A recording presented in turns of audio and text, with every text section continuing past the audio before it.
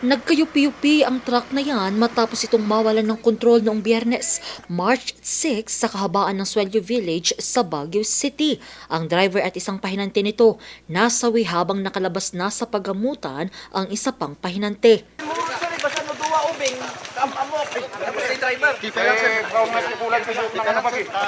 Ayon sa BCPO, mula sa Tuba Benguet ang truck at magdi-deliver ang mga ito ng baka sa slaughterhouse ng Baguio City nang maganap ang insidente.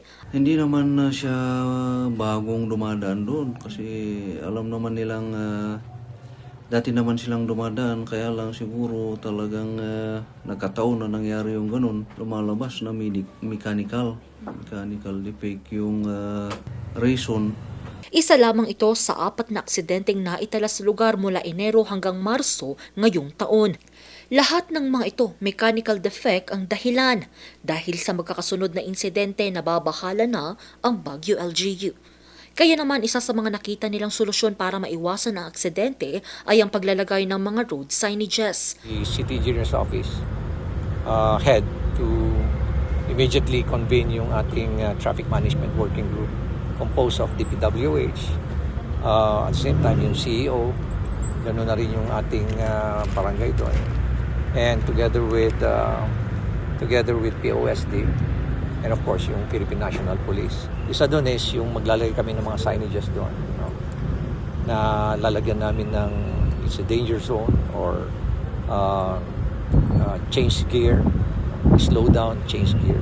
Meron kami mga signages na ilalagay doon. Maglalagay din tayo ng mga rumble strips. Pinapag-aralan kayo because it's a national group. Maglalagay ng humps. Pinag-aaralan din ngayon ng BCPO ang pagde-deploy ng mga pulis sa lugar lalo pat accident-prone area ito.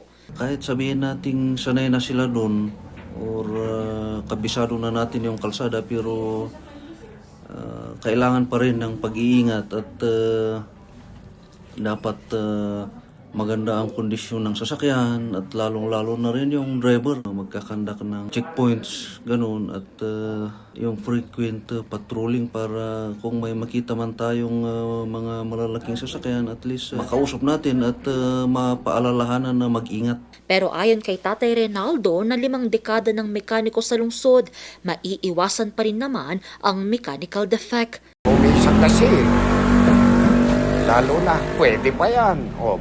Kahit binobomba na, mamaya lulusot na yung brake. Yun ang sanin na isang accident. Yung marunong bang maglogir. Para hindi puwersado yung preno. Hindi yung umaasa lang sa preno. Sa ngayon, nakapagtala na ang BCPO ng 184 na kaso ng aksidente sa kalsada mula Enero hanggang Marso ngayong taon. Angel Arquero, RNG News.